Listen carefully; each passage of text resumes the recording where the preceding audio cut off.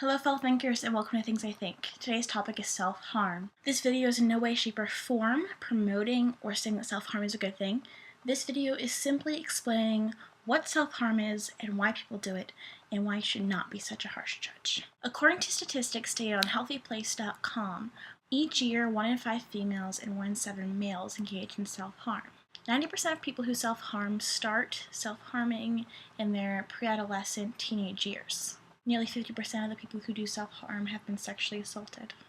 Out of the mass majority of people who self-harm, 60% of those people are females. In the United States, approximately 2 million cases are reported of people who self-harm. Now, why I'm talking about self-harm is because this is a topic that I understand very well. I began self-harming when I was 12 years old. I was sexually assaulted the Sunday before Thanksgiving when I was 12. And I began self-harming not too long after that. And the self-harm was not just a direct result of that, but it was like the icing on the cake to all the bullying and severe torment that I got outside of my home in those years. Why I'm making another video about self-harm is because the very last day before I moved out of my dorm this past semester, I relapsed, and I relapsed pretty bad. I was intoxicated, and I was depressed. And I cut my arm. Sober me doesn't do that anymore. But when you're intoxicated, you do things that you don't totally think about, and sometimes they're just impulsive decisions, which was the case. And now I have these scars. So I want to talk to you about self-harm and what the mindset is behind it. Now, what is self-harm? Self-harm includes cutting, burning, interfering with your wounds healing, like picking your scabs, punching, hitting yourself, ramming things into yourself to create bruising, stabbing yourself and inserting different objects into your skin, making yourself break bones, which is a more severe case of self-harm, and also pulling out your hair. Now I'm going to tell you which out of these I've done. In middle school, I started with just cutting. Well, it wasn't cutting, it was scraping, but still a form of self-harm. And sometimes to increase the pain, I put like nail polish remover, alcohol stuff inside my cut to make it burn. And I did this to get away from my other feelings. I've also burned, not with fire, but friction burn, like taking an eraser and rubbing it really hard until my skin was just friction burned off, kind of like a rug burn. I've punched myself and had bruises in the shapes of fists on my legs before.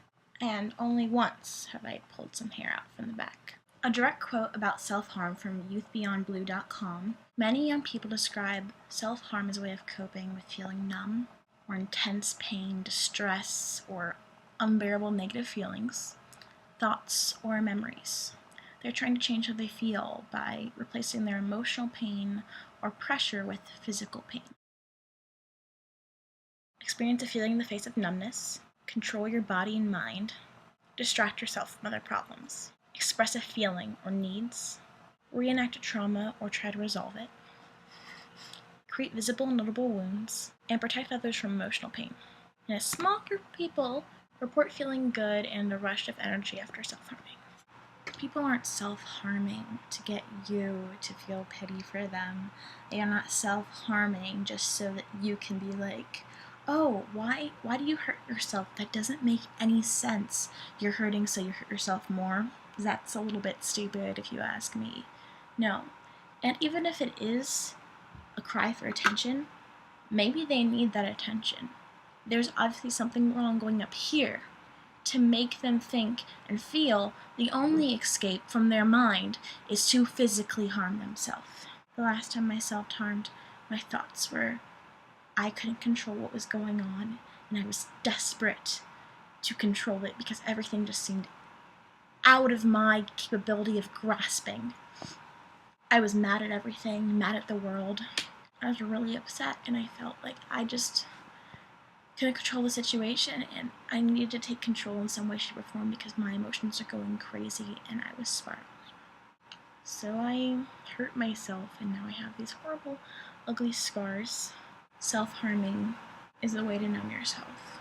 A very addicting way to numb yourself. If you haven't done it, don't try it, because once you do, you might not be able to stop, and then you could end up looking like this.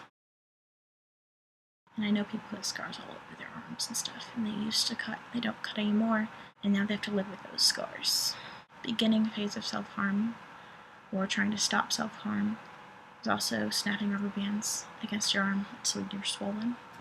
Self-harm is dangerous. It's addicting, it's scary, and it's just a bad path to go down. If you know someone who's going through this, be there for them, talk to them. Self-harm, I feel, is an illness the same as alcoholism.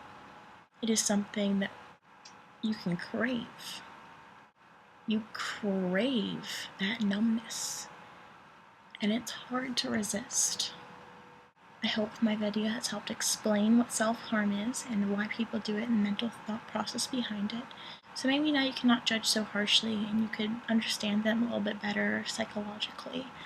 So I think for now, keep thinking. If you liked it, subscribe to me, share my videos, like it, and all that jazz. Thanks for watching. So I think for now, keep thinking, guys.